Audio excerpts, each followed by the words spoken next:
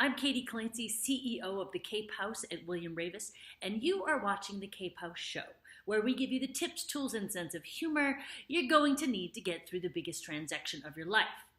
Okay, last week I attended the Cape Cod and Islands Association of Realtors Housing Summit, and it was really interesting. We had a representative from the National Association of Realtors, and we also had a representative from the Cape Cod Commission who gave us the real skinny on what's going on nationally and locally and what it means for us. So in summary, here are the big takeaways. Nationally, inventory has been down nearly every month for 3 years. So it's not just us. And nationally, prices have been increasing for 7 years. You guys know that cycle. They've been increasing for 7 years. What goes up must come down. So keep your eyes open. 40% of investment buyers used cash to buy their houses. What does that matter? Well, that matters to us because those investment property buyers are competing with our first-time home buyers or primary home buyers on the Cape, whether they're first-time or second or repeat buyers, people who want to live here year-round. So it's tough. It's tough to compete against cash. So that's a challenge for us here.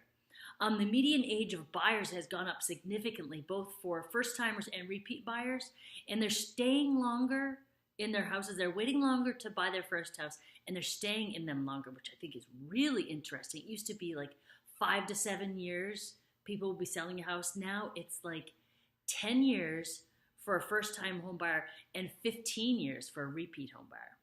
Very interesting.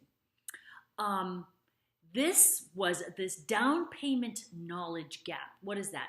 So the down payment knowledge gap is that people who are going to buy a house are under the misconception that they always have to have 20% to put down. And actually, for first-timers, it's more typical for it to be 5%. Home ownership is actually closer within reach than many people think. They just don't act because they don't think they can, which is kind of a bummer. So we have to educate them. And agents, who uses agents, who doesn't use a real estate agent? Agent-assisted sales are actually at an all-time high of 89%, which I found fascinating. You would think like in an up market that people are like, ugh, who needs an agent to sell my house or buy my house? Y'all need an agent to buy your house. Actually, except for 8% of you, which is the percent of people who sold without the use of an agent. And that's actually at an all-time low. Kind of interesting. I got a whole new other conversation on that. Okay, locally, I'm going to tell you a few things you already know if you live on Cape Cod, but I can tell you why and maybe what we can do about it. So locally, we are lacking a diversity of housing options. What do you mean? What is that all about? So on Cape Cod, 80% of our homes are single-family homes. Okay, yeah, big deal. Well, in Massachusetts, it's 52%, and in the U.S., it's 63%. So what are the other homes, the other properties? Well, they're multifamily homes, apartment buildings, and whatnot. We don't have many choices here for people who want to live on Cape Cod. It's kind of single-family homes or bust. We can do something about it. All right, what will it take? So first of all, there is no shortage of reasons for people to live here on Cape Cod. We have strong communities. Overall, our towns are fiscally healthy. We have a strong infrastructure, and we have high quality and varied educational options. So it's a lot of good reasons to be here. We have natural beauty and high quality of life. Here's an interesting stat of the nation and the state. Cape Cod actually has the highest percentage of people who are working remotely, living here and working for a company in Switzerland or Boston or Atlanta, but they can work remotely, which I think is also, it is not mentioned here as much as I think it should be, that attracting folks who can work remotely is a great way for us to build up our diversity of our homeowners. The third reason that it's a wonderful place to live is that we have genuine, like real life community centers. We have like the Harwich Community Center, we have the Highness Youth and Community Center, we have outstanding councils on aging, Boys and Girls Club. Like, we have these places of centers of activity and support for our community, which are really important. Now, keep this in mind when people are coming out like, oh, we want to build a new community center in this town. Yes, they're good for everybody. Don't just think about, well, I don't swim. What do I need a pool for? Lots of people want that pool. Lots of people want that community center, that gym, that place where they can have meetings. They're really important to having a strong community.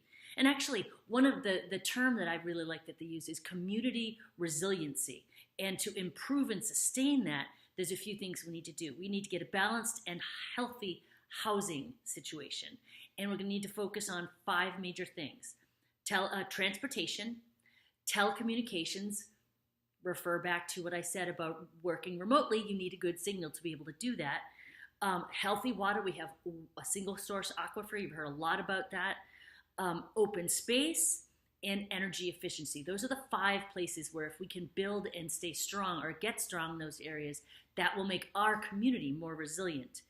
And 2 of the housing development, housing efforts and initiatives that are going to be part of this solution are what is termed gentle density. And I love this. So they showed us a slide of this monolithic apartment building on this piece of land. And then they showed us a slide of more of a village setup on the same piece of land, housing the same number of people, but way more aesthetically sort of in line with what we do here in Cape Cod. I think a lot of times people are like, oh, I don't want an apartment building. Ooh, it would disturb the natural character of the Cape. It can totally be done.